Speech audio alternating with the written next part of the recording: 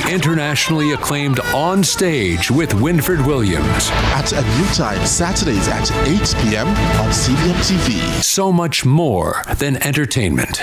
Let's delve deep into the issues. We'll take you beneath the surface. Greetings and salutations. My name is Orville Higgins and it's another edition of Fan Central.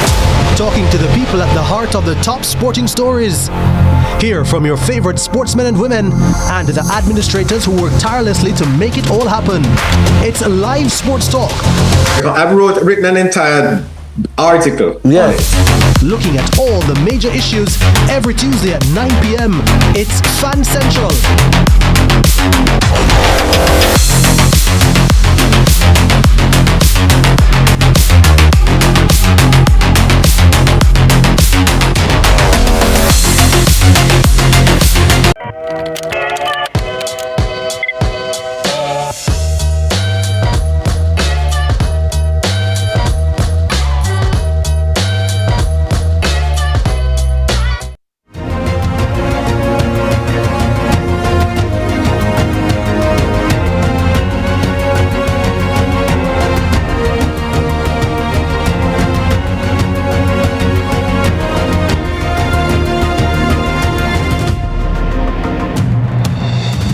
Good evening. This is Lead Story Global Lead.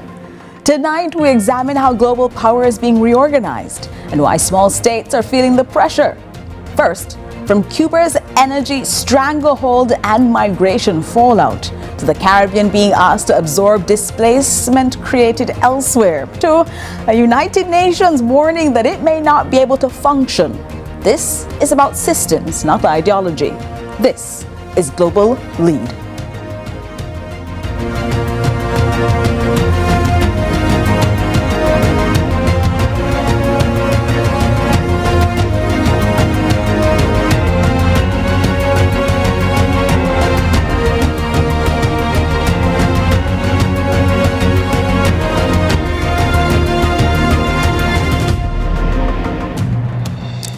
We begin with Cuba. The United States has escalated pressure on Cuba, this time by targeting its energy supply. Countries that supply oil to Havana now face the threat of tariffs. The consequences are immediate for electricity, transport, food distribution, and for migration across the Northern Caribbean. Let's take a look at this video which explains what exactly the Trump-targeted tariffs and restrictions are expecting to do to Cuban oil imports. Yenya Leon had hardly been touched by Cuba's rolling blackouts. But this month, her power started going out. My food is going bad. We haven't had electricity since 6 a.m. You can't sleep. You have to buy food every day. There's no solution to the power situation. With tensions between Washington and Havana at their highest since the Cuban Missile Crisis, Yenya now faces even longer periods in the dark. On Thursday, Donald Trump signed an executive order designed to choke off Cuba's fuel lifelines. Any country shipping petroleum to the island will be hit with tariffs. Last year, most of Cuba's fuel came from Venezuela and Mexico. But Venezuelan oil deliveries have stopped since President Nicolás Maduro was captured and detained earlier this month. This week, Mexico halted an oil shipment to the island. Mexican President Claudia Sheinbaum says her government is weighing up how to proceed. Mexico will seek alternatives, obviously in defense of Mexico, but also to provide humanitarian aid to the Cuban people. For Cubans, this announcement is a massive psychological blow. And analysts say it could be the most powerful economic blow the United States has ever dealt this island. Cuban President Miguel Díaz-Canel on Friday called the move genocidal. He urged Cubans to defend the country. The island produces some of its own crude oil for domestic power generation, but it's nowhere near enough. The state has been rushing to install solar panels with Chinese help. For people like Yenya, the impact will be severe. Her water pump relies on electricity. What am I going to do? Whatever I have to do to survive, what we Cubans are used to doing, surviving the crisis. It's unclear whether this latest attempt to topple the Cuban government will succeed. What is clear is that the Cuban people are about to suffer even more. They are expected to suffer even more. Well, to talk to us about the consequences of that and what it might mean for Jamaica, we have now joining us Professor Anthony Clayton, Professor Emeritus at the UWI and Pro-Chancellor at the University College of the Caribbean. Professor Clayton also served as Professor of Caribbean Sustainable Development at the University of the West Indies some time ago. Professor Clayton, thanks so much for being with us. Thank you for inviting me, Jodi-Ann. It's a pleasure to be back. Prof, the discussion that we're having right now is one that has a lot to do with policy and policy mechanics. Let's start off with that, because the United States is targeting energy supply, not trade. Broadly from Jamaica's perspective, how does targeting fuel change the humanitarian and migration consequences for Cuba? Well, Cuba was already in a disastrous situation. As you know, they were very dependent for many years on getting energy support from Russia. That stopped some time ago. Then they got their oil from Venezuela, and that supply has now been shut off. They probably have something like maximum 3 weeks of oil left, and then that's pretty much it. They do, as the report mentioned, have some solar panels, which China provided. But the problem is that they don't have energy storage capacity, and renewable energy technologies depend very much on your ability to store the power from when it's being generated, which in their case is during the day, to when they actually, and then using it when they need it, which is at night. They don't have the storage capacity. So the Chinese supplied solar panels are not really going to help them very much at all. I expect them to go in about 2 to 3 weeks from now, from a situation where they're getting 20 hours a day without power to pretty much island-wide blackout. And that, of course, is going to be the last straw for many people. If you have no power, they will not be able to, they have no gasoline, they will not be able to fill up their cars. If they have no electricity, they will not be able to run refrigerators or air conditioning units, and life is going to be really tough, much worse than it's been. This is a horrific set of circumstances that you're explaining to us here, as the Cubans have been dealing with now an embargo over the country for the past 60 plus years. This, though, as we heard there in that report, is meant to be a knockout blow with the United States through President Donald Trump and Secretary of State Marco Rubio, hoping to topple the Cuban administration there. But energy, as you've spoken of, is a massive shock. Some hours of electricity now to no hours of electricity. And while energy shocks tend to travel faster than diplomacy, what does Jamaica understand about the timeline between fuel shortages in Cuba, which you said now to be about 3 weeks, and outward migration by sea across the Northern Caribbean? And since we're close by, that might include us. It may do, but almost all the migration from Cuba to date, and there has been a great deal, has been that most of them try to go north. They try to get into the United States. And over the last, between 2001 and last year, best estimate is that about 1 million Cubans migrated. That they've had waves of migration before, but they've never had anything on this scale. And the Cubans it's mostly the young people that are going. These are people who have had enough of life without electricity, with food shortages, with shortages of medicine, and the general lack of hope that the economy is going to improve.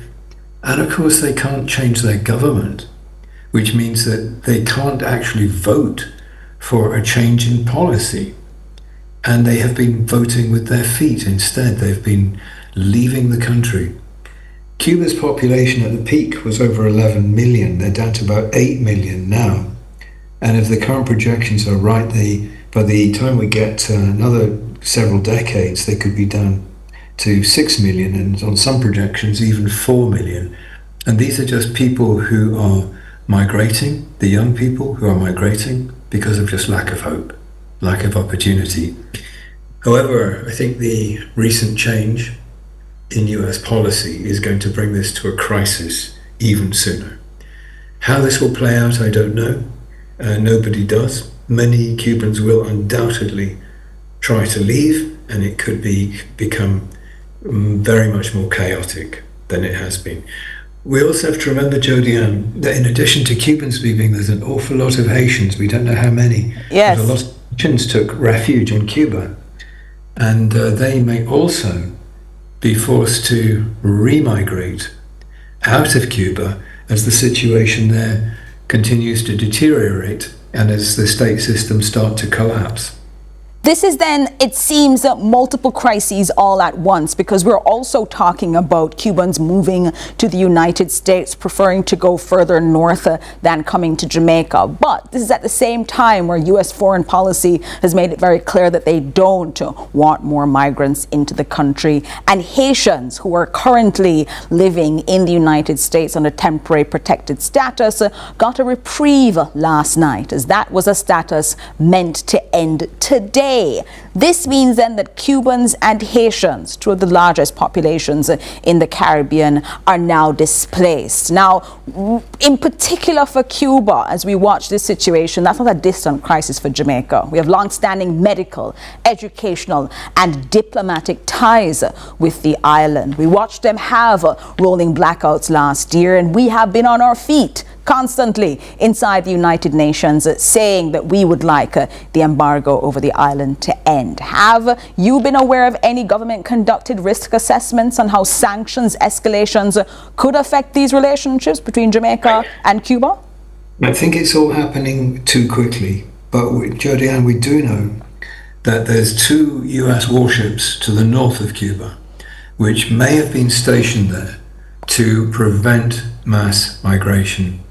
Now, if the... And mass migration to the United States. To the United States. Now, if that is the case, if they block the sea lanes, then Cubans and Haitians who are forced to leave Cuba will be forced to come south. They may be forced to come south, in which case we could actually expect to see some of them ending up on our shores.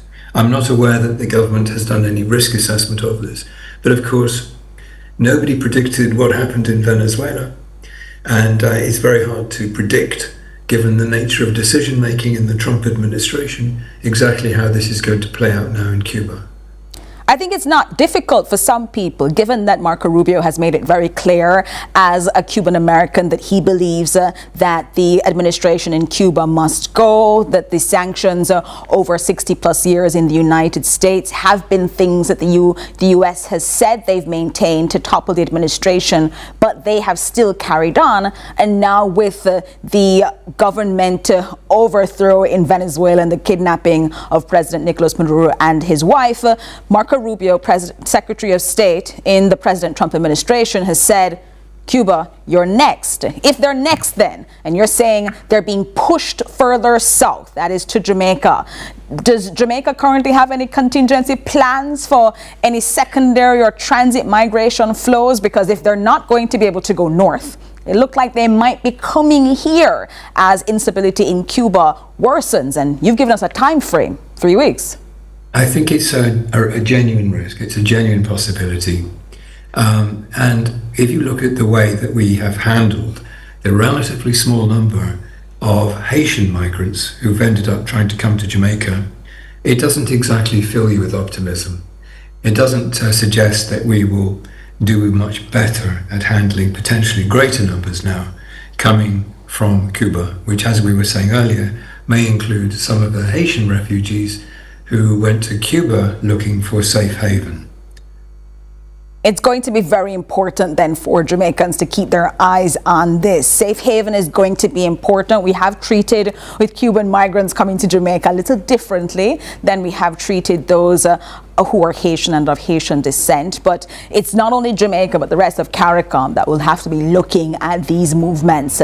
Now that we see instability in Cuba ratcheting up thanks to moves by the Trump administration. Professor Anthony Clayton, Professor Emeritus at the UWI and Pro-Vice Chancellor at the University College of the Caribbean, thank you once again for joining us inside Lead Story.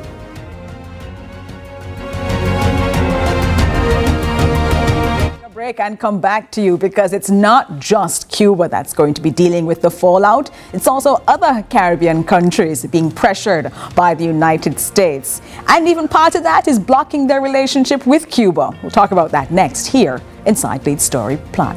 Global Lead.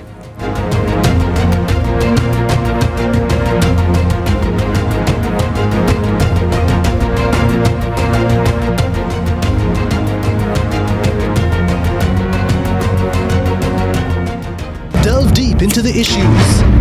We'll take you beneath the surface. Greetings and salutations. My name is Orville Higgins, and it's another edition of Fan Center. Talking to the people at the heart of the top sporting stories. Hear from your favorite sportsmen and women and the administrators who work tirelessly to make it all happen. It's live sports talk. I've written an entire article. Yeah.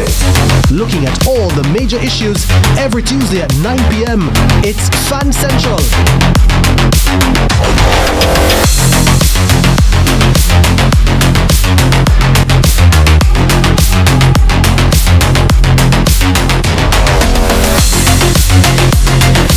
Jamaica's unemployment rate has fallen to 3.3%, down from 13.2% in 2016. Our government's continued focus on job creation is delivering real results. We are building Jamaica. The time by the Office of the Prime Minister is...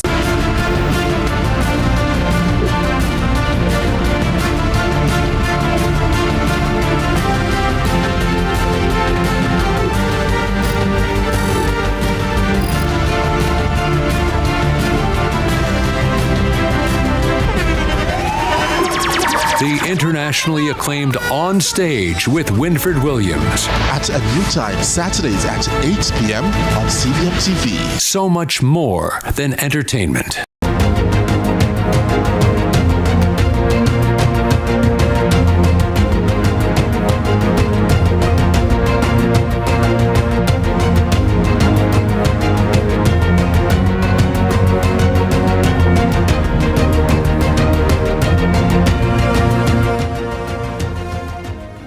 We're taking a look now at what's going on across the region, because St. Lucia has confirmed that it is seeking new medical partnerships after the United States has restricted its long-standing arrangements with Cuba.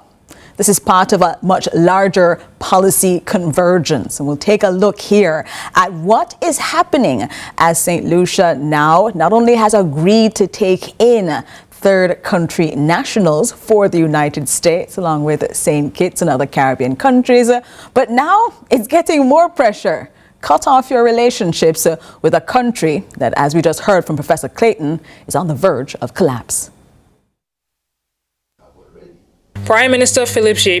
says that there is no immediate withdrawal of medical students studying in Cuba. This comes after he revealed on Friday that pressure from the United States has resulted in St. Lucian students no longer being allowed to study medicine in Cuba. However, Mr. Pierce says that the government is exploring its options. First of all, we have to assess where we are in terms of scholarships for our medical students. That's the first thing you have to do. Secondly, we have to look to other countries. There's Mexico, there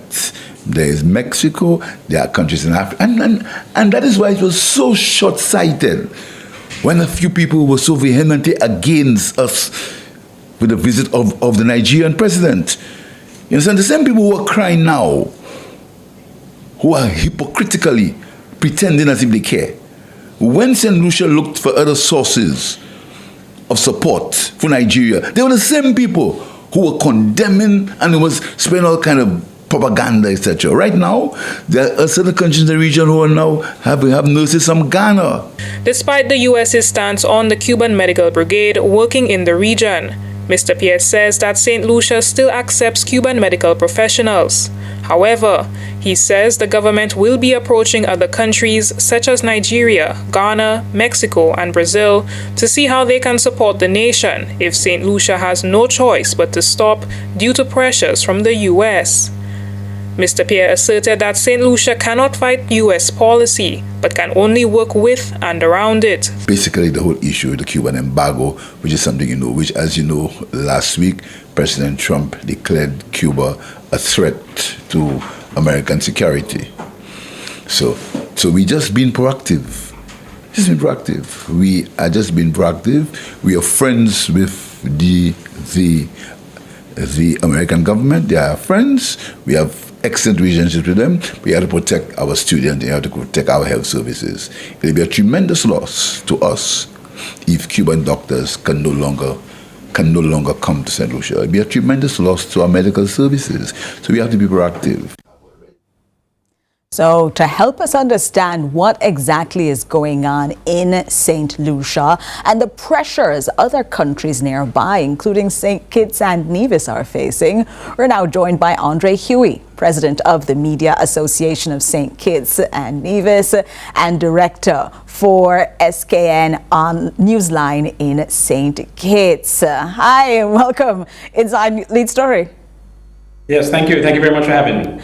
Let's figure out what exactly is going on now, because St. Kitts, along with St. Lucia, Guyana, and other Caribbean countries, just promised to help the United States a few weeks ago, saying, all right, we'll take in third country nationals. Then they had restrictions placed on them for long-term visas, with the United States saying, your citizens might be a charge on the public purse. Now, St. Lucia seeing this, then not only are they being told that Cuban doctors, as part of the medical brigades since last year, were no longer to be allowed inside their country, they're now being told you can't even train St. Lucians inside Cuba. Are you surprised by that, and are you afraid St. Kitts might be next?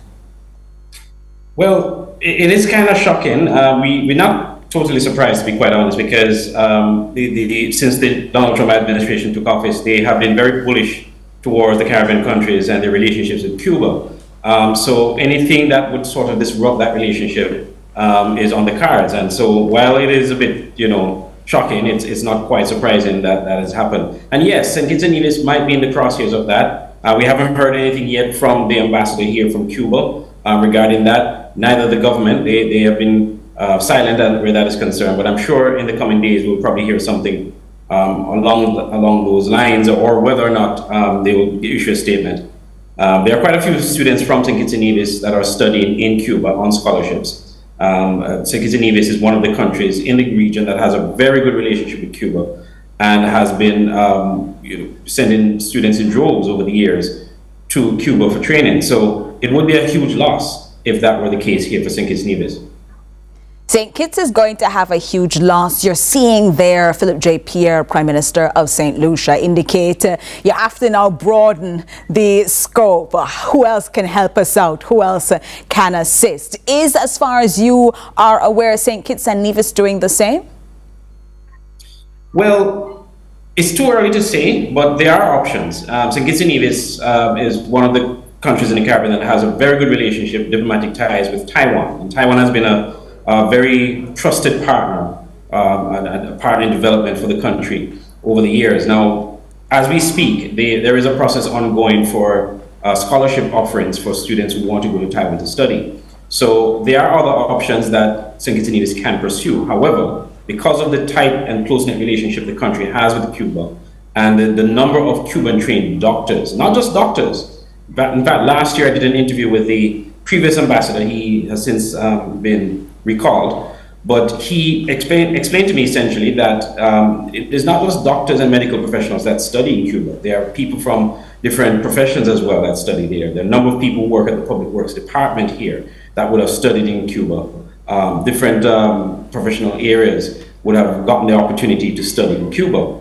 The Prime Minister himself, Dr. Terence Drew, who is now the chairman of CARICOM, is a medical doctor by trade and studied on a scholarship in Cuba. So you would imagine that, and of course, if you go by the main hospital here, the JNF General Hospital in Bastia, in the capital, you will also notice that there are a number of Cuban-trained doctors from St. Kitts and Nevis. So it would be a huge loss if we were to face the same fate as St. Lucia.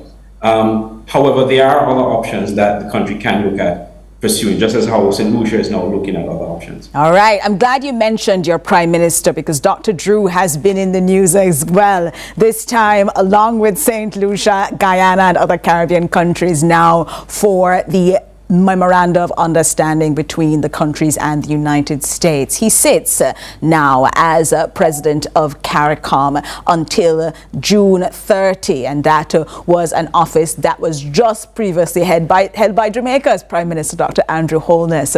Dr. Drew, though, had said before he took office, when the discussions about the MOUs came up, that while St. Lucia said, okay, we'll take a limited number of people from the United States, Guyana said we're still negotiating what's going on. St. Kitts and Nevis said we will take only CARICOM nationals, but we will not take Haitians, something that raised an uproar across the region, speaking for many people about a very disparate view that CARICOM has about Haiti as one of our CARICOM member states. What was the reaction to that announcement there in St. Kitts and Nevis? Well, it has been varied, but swift. I was actually at a press conference, or the press event, it's called the Roundtable, where that was announcement was made. And yes, there are a number of people who have expressed dismay, first of all, that we would have negotiated something like this to accept third country deportees. And then, you know, a lot of focus was, of course, on the fact that Haitian nationals were excluded. The detractors of the government would have said essentially that, you know, this is discrimination. How can you discriminate against the Haitians, especially seeing that you're also the chairman of CARICOM? It's not a good look. While others would say, well, you know, the supporters of the government, they've argued, well, what are we supposed to do? We're a small country, we can't to be overrun by a third country deportees, in this case, Haitians. Interestingly enough, though, I did ask the Prime Minister at that press event, what would be the circumstances that would warrant a CARICOM country not accepting their citizens? Essentially, he said that there are some special cases. You may have cases where persons cannot go back home because their lives may be at risk, and as such, you know, coming to St. Kitts and Nevis probably would be a better option. And he made reference to the Witness Protection Program, for example, as an example that St. Kitts and Nevis would accept persons from other CARICOM countries under the Witness Protection Program. But again, the backlash was swift, and it was very vibrant, for lack of a better word, and prompted the Prime Minister to bring a clarification a few days later. Just about 2 weeks ago, he would have said on a radio interview that the reason for excluding Haitians is primarily because St. Kitts and Nevis has sort of exceeded its quota, or reached its quota of Haitian nationals that are allowed to stay and live in St. Kitts and Nevis. And as such, it was only prudent to not include Haitians as part of this new deal with the United States. That somewhat softened the blow, so to speak, but there are still some people who feel, you know, the initial response was certainly not acceptable.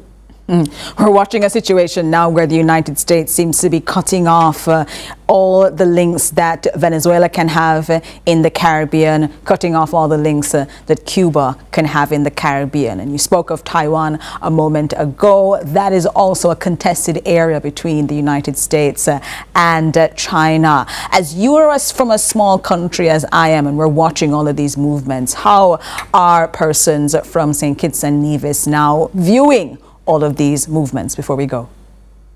Well, that's a very interesting question, because just today I was listening to a talk show on one of the radio stations here, and the same discussion happened last week and the week before that, where there are some people who feel that, you know, the regional governments and CARICOM in particular, you know, have been weak in terms of in the response to the United States aggression, that they're not standing up for its people, and it's not, you know, challenging the United States on these matters.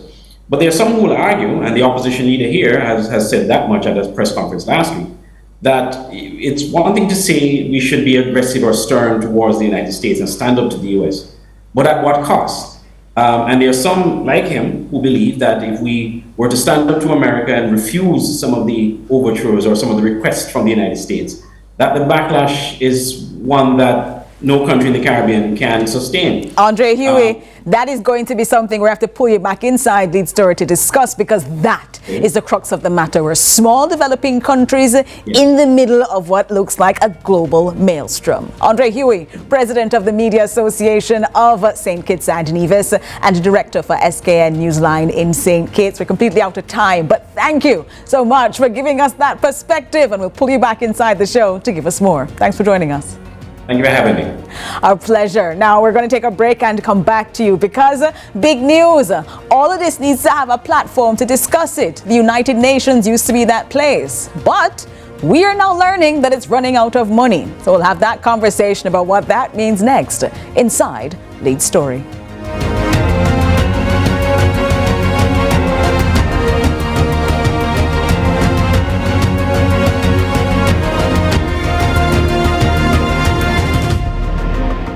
Everybody want to see if a country right now. One thing about Jamaicans, we might have differences, but we know when something is good for all of us. And when we work together against crime and violence, we are stronger than ever. And that's how we know the Citizen Security Plan can work. That one that name CSP. The Citizen Security Plan is an initiative of the Ministry of National Security in partnership with the European Union. It's an all-of-government effort to create safer streets and build stronger communities. Go to mns.gov.jm to learn how you can play your part.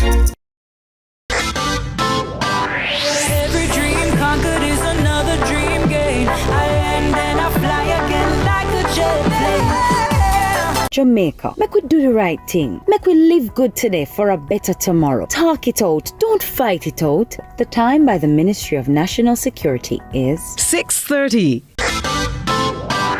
Every dream conquered is another dream gained. I land and I fly again like a jet plane. Headed straight in your direction, 'cause I'm wiser, one step closer. I'm winning 'cause I work so hard.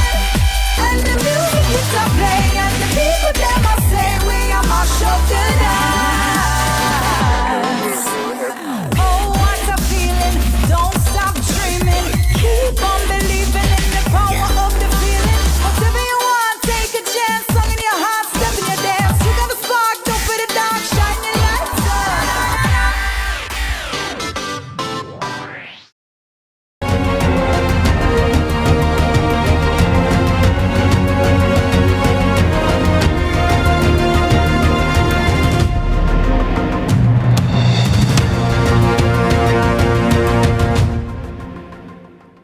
I told you before the break, this is the kind of place that we want to have conversations. And states have conversations at the big place to have those discussions, the United Nations.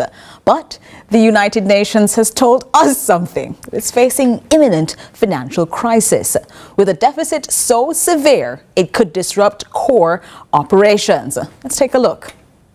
The United Nations is facing imminent financial collapse unless changes are made. That was the message from UN Secretary General Antonio Guterres in a 3-page letter he sent to all 193 member states. The UN is running out of money to pay bills, like staff and vendors at headquarters and elsewhere. The reason is multifaceted. About a quarter of member states do not pay their annual assessed dues on time, making it difficult for UN number crunchers to budget. Because of this, typically the UN starts to run out of money by July every year, but is able to pull funds from reserves to cover operational expenses through the summer until more money arrives.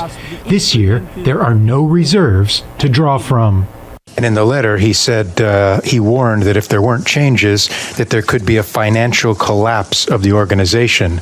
Those are pretty strong words that certainly are going to cause alarm, perhaps, with anyone that receives that letter. Why is he saying this now? And is that hyperbole, or is that really the reality? It's not hyperbole. The people who handle our finances simply look at the numbers. And over the years, we've had to scramble and use whatever funds we have available to keep our operations going. Once our reserves have dwindled to this extent, our ability to do that has been undercut. for when it comes to paying, it's now or never. We do not have the sort of cash reserves and the sort of liquidity to keep functioning as we've done in previous years. And this is something that the Secretary General has warned with increasing strength each year. The United States, the largest funder, currently has arrears to the UN of about $2.1 billion, including $827 million from last year, still not paid. Making the situation even more complicated is this: the only way the UN can overhaul the financial rules or budgeting issues is with a vote of the entire General Assembly, where it's often hard to find consensus and the process moves slow. Now, the United Nations is not collapsing because it's irrelevant. It's struggling because some of the most powerful members have chosen to stop paying for it, while simultaneously building alternative institutions outside it. Tonight, we explain how the global system is moving from mandatory cooperation to selective multilateralism, and why that shift matters for Jamaica and the Caribbean. This is not about ideology. It's about how global governance is funded and who controls it. Now, let's look at how the UN is actually funded. The UN operates on two main types of funding. Assessed contributions, these are mandatory membership dues, calculating uses a scale of assessments based on a country's gross national income, debt levels, and ability to pay. Those funds pay for the regular budget, the secretariat, political missions, the core operations of the organization. And then secondary, on your right, voluntary contributions. These fund programs like UNICEF, the World Food Program, and the United Nations Development Program, the UNDP. The current crisis is not about voluntary donations. It's about the first bit, that mandatory bit, the assessed dues. The money member states are legally obliged to pay. And the UN says it's under risk of imminent collapse. Now, those numbers show, or rather those pictures show who should be paying, but not what they should be paying. For 2026, the UN regular budget is $3.45 billion US dollars. Here's what that looks like in practice. The United States' assessment rate is 22% annually. That assessed amount is approximately $759 million US dollars. Their current status, they are more than $1.5 billion in arrears. They haven't paid the money from last year. Excuse me, and they haven't paid the money for this year either. And remember, they're trying to withdraw from several UN organizations. On the other hand, they're budgeting $0 in their current 2026 budget for peacekeeping, and they want an 83% cut of regular dues to China. In the assessment rate, there's a 20% annual amount assessed for China, which is smaller than the United States. But President Donald Trump last week, we heard, said they should be paying more. But they're paying approximately $690 million. They've, however, paid in full and on time. So have Japan, Germany, and the United Kingdom. Now, let's compare that to Jamaica. Jamaica's assessment rate is 0.008%. Our total annual contribution is $276,000 US dollars. Trinidad and Tobago is paying $1.2 million. Then you see here the Bahamas, Barbados, and Guyana. For us, $276,000 is small in absolute terms. But you know what we did? We paid up in full. Now, we're also having a problem with the cutting of staff because of this. Because assessed dues are not coming in. The UN has approved a reduced and temporary survival budget for 2026. The budget is cut by 7%. Nearly 2,900 staff positions are being eliminated. Peacekeeping operations are being downsized or frozen. And this is not a policy decision by the Secretariat. This is a purely cash flow problem that the UN is experiencing. The UN cannot, we understand, spend money it does not have, even when the mandate still exists. Now, the Board of Peace. We've been speaking about it, and for many, this is something that is very different and challenging the United Nations. Because while the UN is being financially constrained, a parallel system is being built. The Board of Peace, launched in Davos in January, it operates on a very different principle. The United Nations is based on universal membership, one state, one vote, mandatory assessed contributions, and legal mandates rooted in the UN Charter. The Board of Peace, well, that's based on selective membership, financial buy-in, voluntary participation, executive decision-making outside the UN system, and reports indicate that a permanent seat on the Board of Peace requires a contribution of approximately $1 billion US. Let's take a look at what happened in Davos a few weeks ago. Well, this is a very exciting day.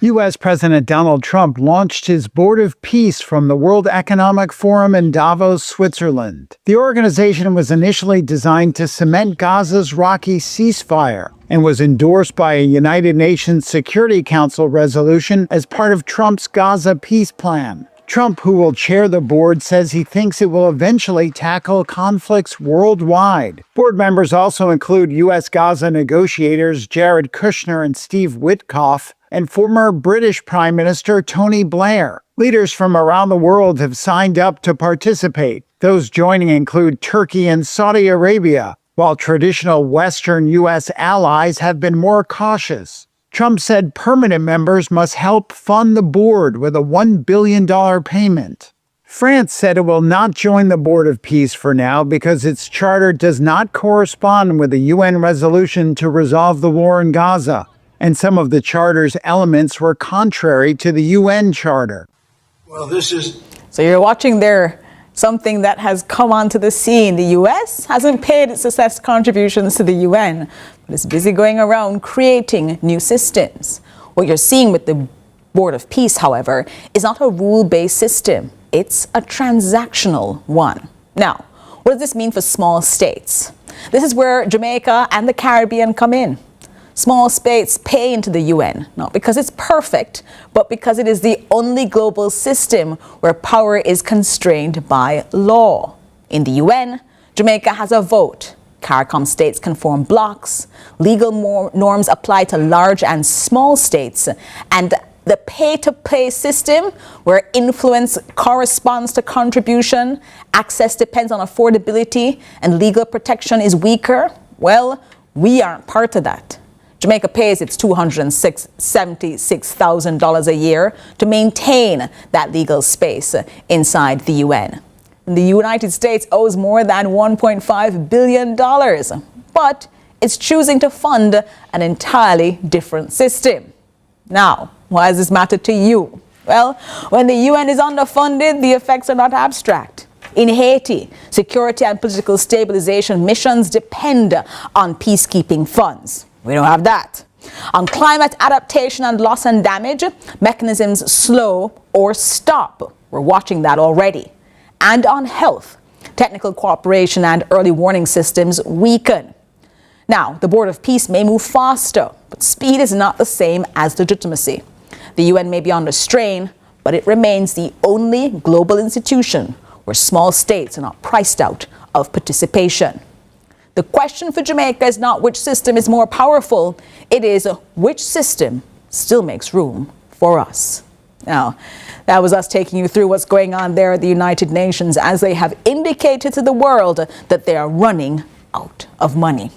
We'll take a break inside Global Lead here inside Lead Story and come back to you with the top 3 stories so that you need to know.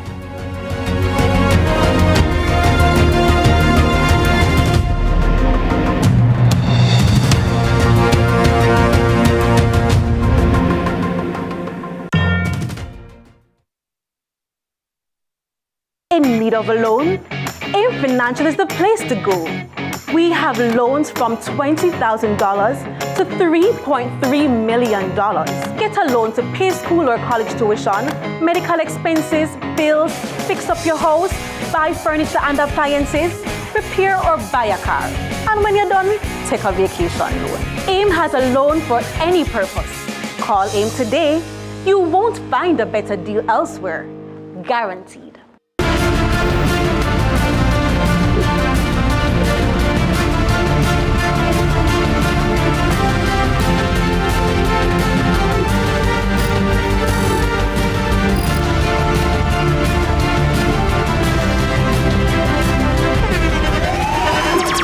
The internationally acclaimed On Stage with Winfred Williams. At a new time, Saturdays at 8 p.m. on CVMTV. So much more than entertainment. Let's delve deep into the issues. We'll take you beneath the surface. Greetings and salutations. My name is Orville Higgins, and it's another edition of Fan Central. Talking to the people at the heart of the top sporting stories. Hear from your favorite sportsmen and women and the administrators who work tirelessly to make it all happen. It's live sports talk. I've written an entire article. Yeah. Looking at all the major issues every Tuesday at 9 p.m. It's Fan Central.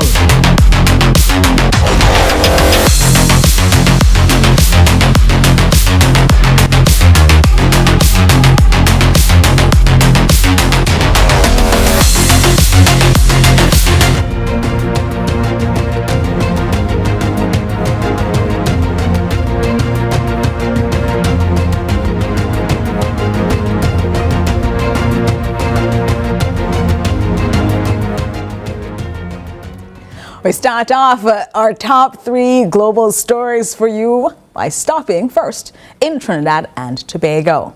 In Trinidad and Tobago, the collapse of the Law Reform Zones of Special Operations Bill was more than a legislative loss. They were trying to be like Jamaica. It didn't quite work out. But what happened there was a constitutional collision. The bill was meant to replace a state of emergency set to expire on January 31st. But because it explicitly infringed fundamental rights, that Zozo legislation required a 3/5 special majority under the Trinidad and Tobago Constitution. In a high-tension Senate vote on January 27th, it failed 15-14 with 1 abstention. The decisive move came from the independent senators who joined the opposition after the government refused to accept any safeguards, and they gave them 50, including a sunset clause, stronger oversight, or mandatory body cameras. That's been a conversation we've been having here in Jamaica as well. But the dispute went deeper than crime policy. The government described the bill as a rescue mission, a way to stabilize communities using clear, hold, and build tactics under the Zozo. Critics called it a hidden state of emergency, warning it would give the Prime Minister, because she wasn't giving it to the President, unilateral power to declare zones, enable warrantless searches, and impose curfews with limited judicial oversight. The fallout was immediate. The Prime Minister publicly attacked the independent senators, comments condemned by the Law Association of Trinidad and Tobago as an assault on democratic independence. Now, Plan B is being promised. Let's take a listen. Minister of Homeland Security, Roger Alexander, is expressing his disappointment over the collapse of the Special Zones of Operations Bill. He made the statements in an interview during a farmers' consultation held at his constituency office earlier. The bill failed after 8 of 9 independent senators voted against, while 1 independent senator abstained. The 6 opposition senators also voted against. The legislation would have allowed the government to establish ZOSOs in areas deemed as crime hotspots and required a 3/5 majority to be passed. Minister Alexander says while disappointed, he was not surprised. He is, however, assuring citizens that a Plan B is on its way and insists that crime remains a priority for the government. Every time we say that we want to put something on the table, And if we talk about it too much, it goes out there and persons try out their best to see how they could treat with it, and it's now issues. Minister of Homeland Security. A plan B being promised, analysts are warning that any attempt to reintroduce the measures as ordinary law would trigger immediate constitutional challenges. We've had Zozos here in Jamaica. They're looking at them in Trinidad and Tobago. So the question for the region is simple. When security is urgent, how much of the Constitution can a state afford to bend before it breaks? All right, that's story number one. Story number two is in the United States. And a story that if you watch any U.S. news, you're seeing. The Epstein files are now newly released documents that are linked to Jeffrey Epstein, reigniting questions about elite accountability. It's about whether power shields or exposes. Let's listen. We are producing more than 3 million pages, including more than 2,000 videos and 180,000 images. As the pages keep coming, so too do the shocking revelations, putting the world's most powerful and influential people under scrutiny for their dealings with the late convicted paedophile Jeffrey Epstein. Among the most politically sensitive material from the latest release, under pressure from Congress, photographs and records involving the UK's former Duke of York, Andrew Mountbatten Windsor, his former wife and a former cabinet minister. Correspondence with unexpected contacts, such as Norway's Crown Princess and Slovakia's National Security Advisor. He has since resigned. Ties to major business figures, including tech entrepreneur Elon Musk, billionaire Richard Branson, and Microsoft co-founder Bill Gates. And a name that appears thousands of times, Donald Trump. The US president is threatening legal action against Epstein's estate and Michael Wolff, the author who interviewed Epstein in 2017 and made claims about his ties with Trump, allegations he denies. Sue the Epstein estate? Well, you may, I guess so, because he was conspiring with Wolff to do harm to me politically. But the surprises aren't limited to personal connections. The release also highlights Epstein's global political reach, included reported attempts to recover billions in frozen Libyan assets. These revelations underline the global scope of his network and how deeply it intersected with elites worldwide. They've prompted calls for those involved to step down from office and for the former British prince to testify before a US congressional committee. Survivors' advocates have been sharply critical, arguing the disclosures lack transparency, restrict exposure, and fail to protect victims' identities. But those concerns are being overshadowed by mounting pressure for a complete release. The DOJ numbers keep changing. They say they collected 6 million pages, but they're only releasing 3. What happened to the other 3 million? What's in them?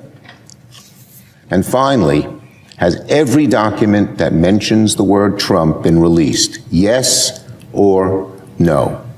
We need answers. As questions mount and speculation grows, for many the latest dump of documents is a stark reminder that justice depends not on what is released, but on what remains sealed. Now, this isn't a U.S. tabloid story. That's not why we shared it with you. It's a case study in multilateral accountability.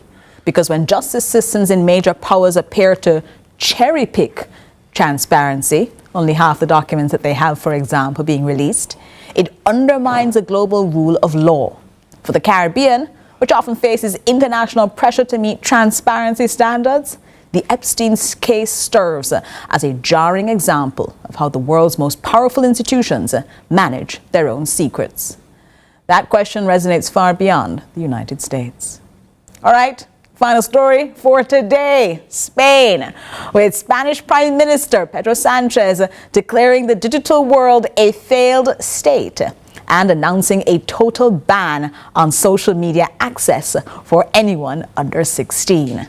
Speaking at the World Government Summit in Dubai, Sanchez joined a growing list of leaders from Australia to France who are moving to replace the digital Wild West with state-enforced barriers. Let's take a listen. Spain is set to ban social media for anyone under the age of 16. We will protect them from the digital Wild West. Prime Minister Pedro Sanchez announced the plan on Tuesday, along with several measures aimed at ensuring online safety. Our children are exposed to a space they were never meant to navigate alone. A space of addiction, abuse, pornography, manipulation, violence. We will no longer accept that. At the World Government Summit in Dubai, Sanchez said platforms would be required to bring in effective age verification. Real barriers that work. In Madrid, there were voices of cautious support. I don't generally like prohibitions, but I understand that this measure is necessary because I believe that children under the age of 16 are not yet capable of managing something as big as social media. Social media is a huge gateway. It has many good things, but many that are not so good. They are bad. And since we don't know how to handle the negative side, I understand that it is better for social media to remain closed to certain age groups. There are many adults who do not know how to use it either, but I fear that gateway cannot be closed. Australia in December became the first country to ban social media for under 16s. Other countries, such as France and Britain, are closely watching the move as they consider similar measures. Spain's left-wing coalition government has repeatedly complained about the spread of hate speech, pornographic content and disinformation on social media. Sanchez said on Tuesday a bill would be introduced next week to hold company executives to account. CEOs of these techno platforms will face criminal liability for failing to remove illegal or hateful content. Now you're watching something that's part of a broader global trend. States reasserting authority over digital space. The justification is child protection and social stability. The risk is overreach. But for small states, we have to watch it because these debates matter.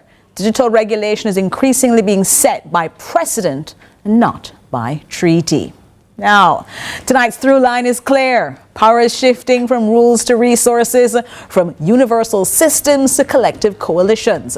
For small states like Jamaica, the challenge is not whether these shifts are fair, but we have to figure out how to navigate through them without losing sovereignty, capacity, or voice. And later tonight on Lead Story Prime, we turn to a quiet national crisis, adoption in Jamaica. Why do children spend years in state care while families wait just as long to adopt? We examine a system described by policy experts as a broken pipeline. From outdated laws and court delays to a lack of permanency planning for children who need stable homes. This is not a story about culture or compassion. This is a story about institutions, accountability, and whether the state is truly acting in the best interests of the child. And that's up for Lead Story Prime later tonight. I'm Jodi-Ann, and on behalf of the entire CVM production team, thank you for watching Lead Story. Have a fantastic evening, and I hope you stay safe. Next up, CVM News.